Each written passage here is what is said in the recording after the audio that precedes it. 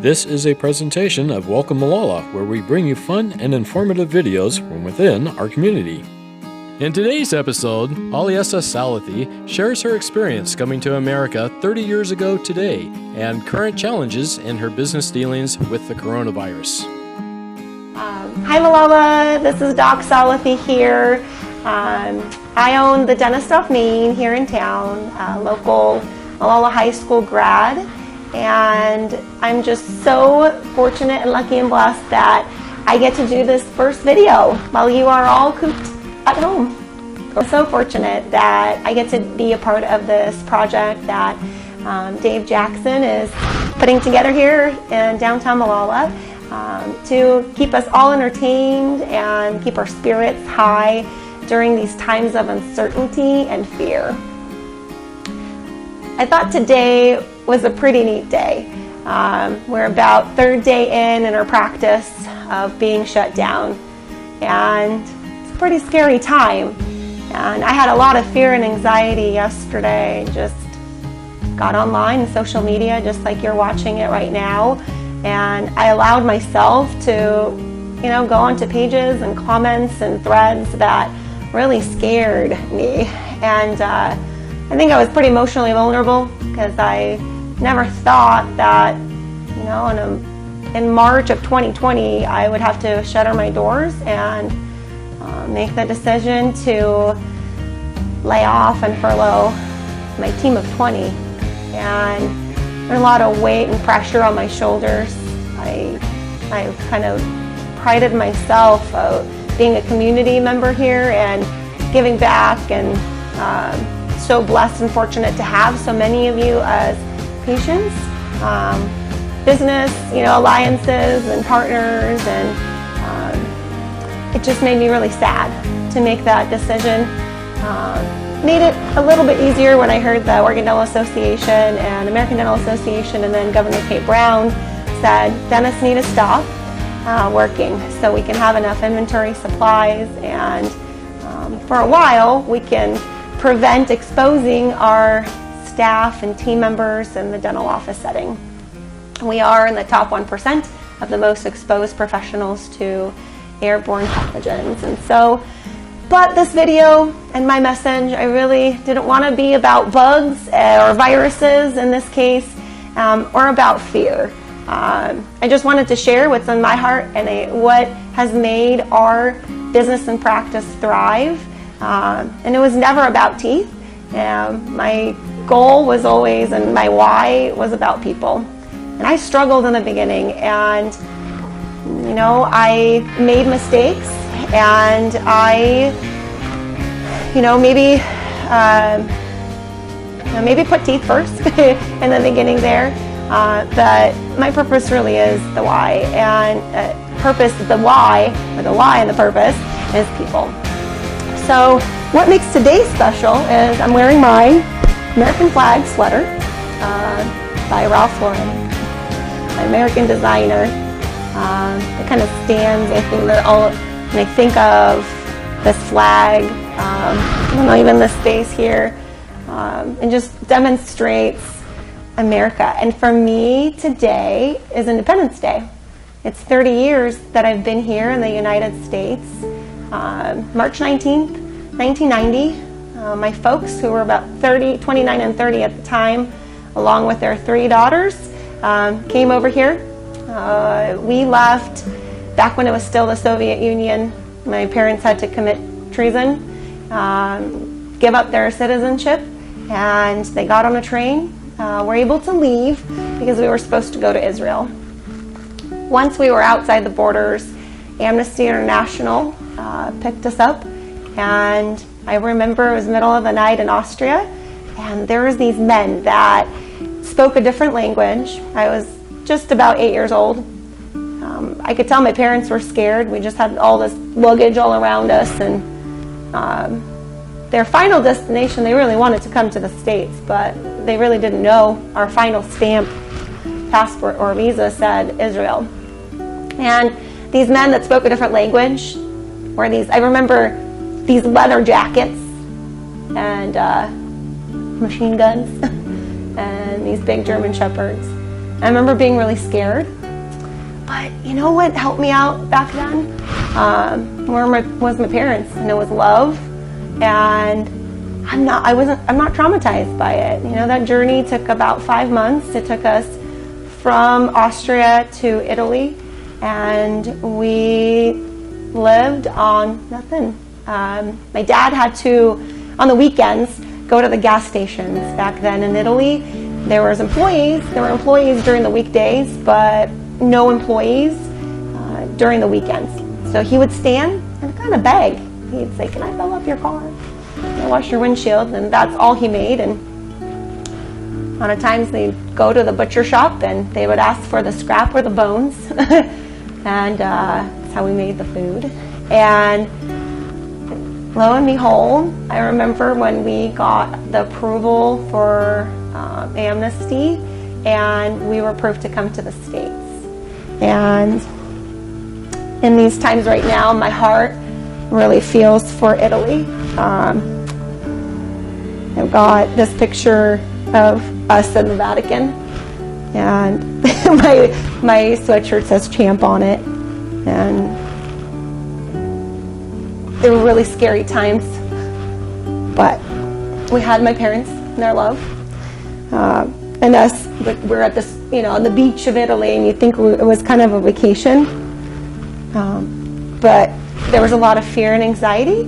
So we don't recall it being a vacation because we didn't know what tomorrow would bring, or where we would end up. And I think this kind of reminds me of the times we're in right now. A lot of good, and I see a lot of positivity and love. But I see a couple, those comments and those threads. Must be nice to be on the, furloughed or on vacation. But when you don't know what your future holds, it's really hard to just enjoy the moment. So, yeah, that's one. And then the night that we came to the U.S., I remember flying over that Statue of Liberty, and the whole plane erupted in applause.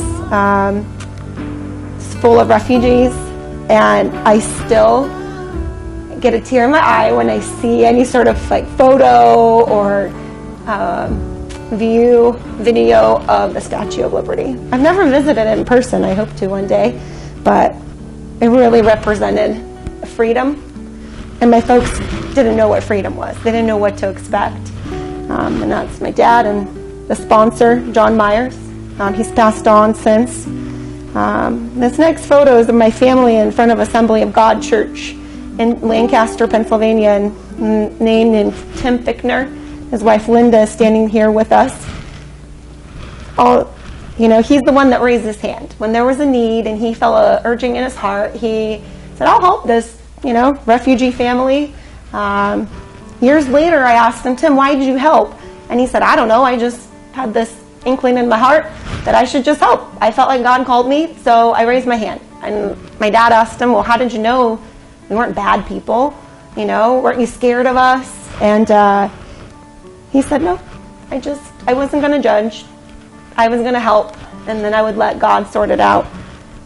Now, the amazing part is, if you've all driven by our practice and seen the practice, the building, and if you walked inside, the layout and the way that I move within that building is all Tim's doing. You see, years later, we reconnected on social media, on Facebook, and he said, "Dr. Salathe, you're a dentist? Do you know what I do for a living?" And it turns out Tim has designed over 3,000 dental offices and spaces and clinics and schools in his life. And so it's pretty neat that the man that took time out of his life to help somebody would be the one that would help design my dental practice. And then here's us. We're at nature, our family, finally in the U.S. We actually have some smile, like half a smile in this picture, and I remember that little kit. It was a doctor's kit, and I was 8 when I said I wanted to be a dentist. And so in these times, and today for sure, I've reminisced on fear, anxiety. I can tell you, for us, America represented so many opportunities, and I'm forever grateful. And that practice, it's not mine. And by that I mean it's definitely God's, the way that He ordained everything. And as long as I think we keep that in mind, I hope it puts some of you at ease. So I hope you all don't mind me sharing, but I have some scripture about fear. And 2 Timothy 1:7 says, "For the Spirit God gave us does not make us timid, but gives us power, love, and self-discipline." And when I think about that, being timid and hunkering down or giving us power, I will say, even my folks kind of grew up in a home where religion was, God was going to just punish us. But I think of it giving us power when I feel afraid, when things don't go right, and I say, no, I'm going to use it as power, not to shut somebody down, but to love, to have self-discipline. So I ask you all to love one another, because this virus at this time, it doesn't care if you're a man or woman, if you're old or young. It has a preference for who it really hurts. Doesn't matter if you're gay or straight or white or black. We're all humans, and we're all across the whole globe fighting the same thing. And I think we all have that fear. So use love and self-discipline. So even in these pages, and maybe instead of writing negative comments, I encourage you to maybe use, if you're at home, use your time to write positivity. And let's spread it. Let's be the town, the best place to live, right? We just got chosen that, but let's keep spreading that love and keep sharing the love, just like we just finished with Share the Love. Next one, Philippians 4:6. "Do not be anxious about anything, but in every situation, by prayer and petition, with thanksgiving, present your requests to God." And I thought about this, like in Thanksgiving, why would I be thankful for this time? But I feel like in any situation, there are things to be thankful for. So maybe it's time with your family. I've never spent 2 weeks with my kids in a row. I've been in dental school, and then I was in young doc and trying to, get that practice. If I take 2 weeks off of my practice, and I'm going to be vulnerable here, my whole world kind of stops for a while, financially as well.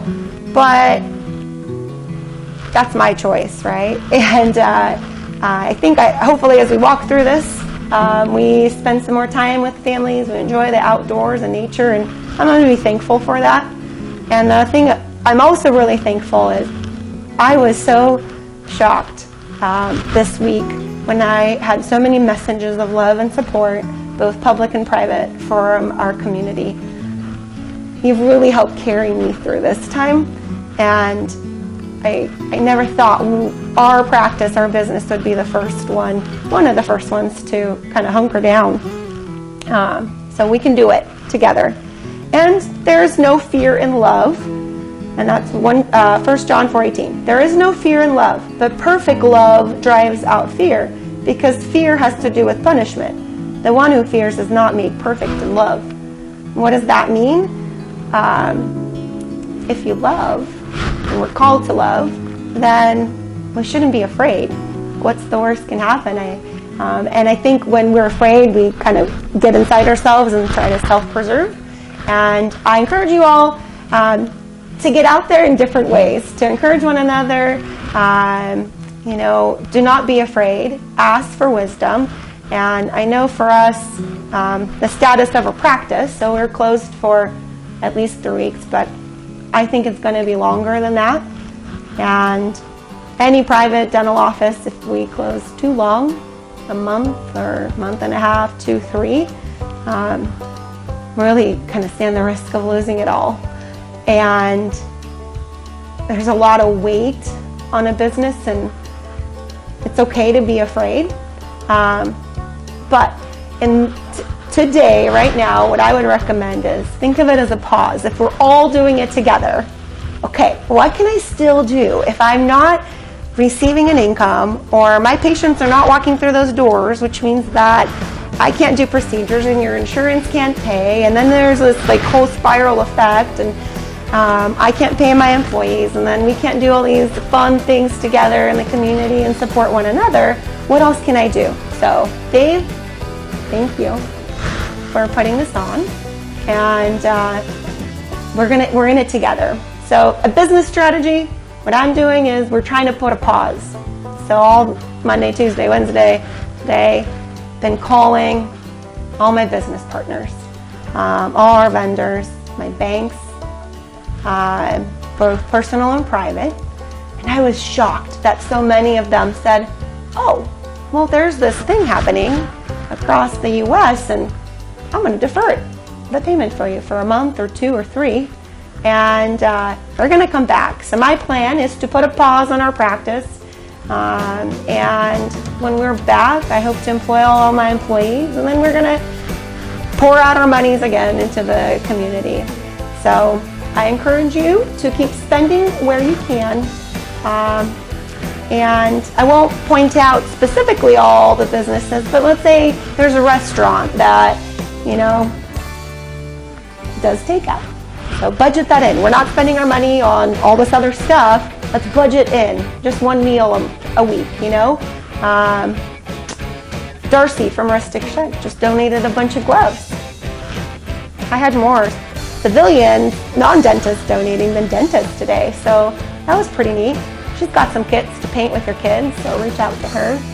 And you're going to see many more of our community members, the way you can support them and just get to know them during this time.